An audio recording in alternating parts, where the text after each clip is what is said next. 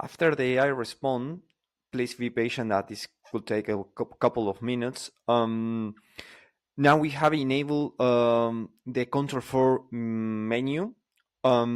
And basically, we are in the map view, the same map view in the room structure. This is very similar to the Control4 structure with floors, rooms, and the devices.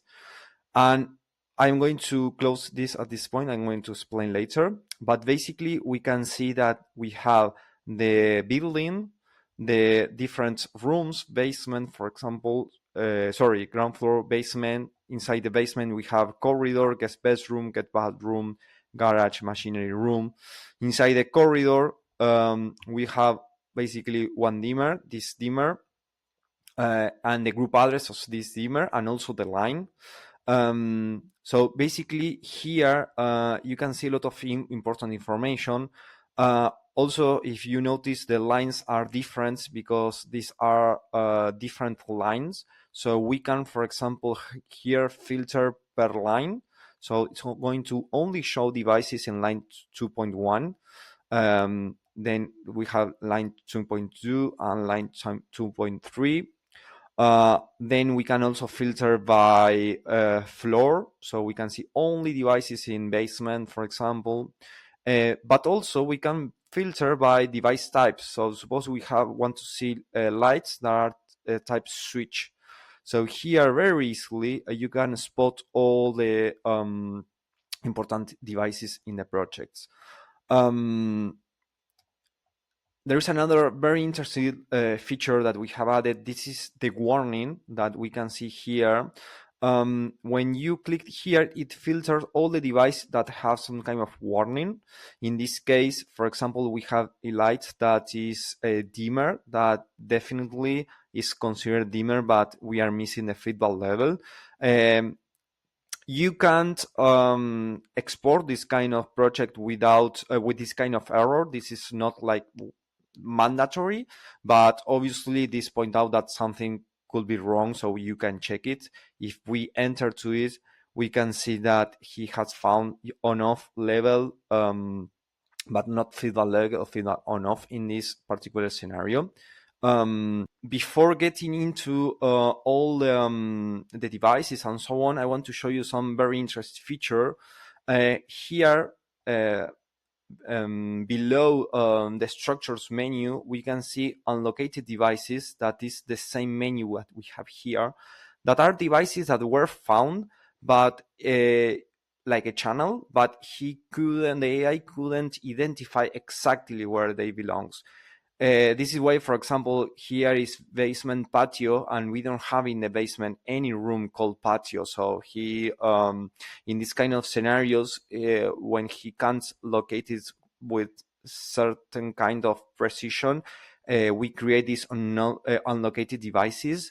But you can see that this is very simple because you can select, for example, in this case, all of them are from patio, and patio belongs, for example, to the guest bedroom.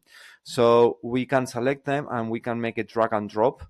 I'm going to do it with only one because I want to show you the two different ways to doing this. One is making a drag and drop from this menu to the map view. And another way is to make, for example, from here, we are going to do the same. We go to the guest bedroom. We can make a drag and drop from this to here. So these are the two ways to do it. And when you locate it or they unlocate it, this menu goes off, so we don't have it anymore. And now we can see the devices here. Then suppose that we want to add manually a device. We can do it very easily. The same about locations, as you saw in before processing with AI. But to add a device, you click and add a device. For example, here we can put name test. Here we have the channel that we are supporting currently, light, blind, and IP gateway. And inside light, for example, switch or dimmer. In this case, we are going to put a dimmer. We need to select the line we wanted, and then level and feedback level. here, the good thing about this is very easy to identify and to find group address. You can search group address by group address or by name or by any combination. For example, all like 001. So you can see all the group addresses that has that number. Or by name, for example, ceiling reg. So basement, garage, on. So this keeps and in this case it indicates that this group address is already being used by a device called ceiling that is in room garage. So you can filter from here, and this avoids to show you all the group addresses that are already being used.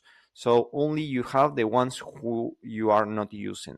So this is a very nice feature because you can select very easily and the group addresses, and another very important feature, you can commit any error, because basically you can put a group address with text or outside the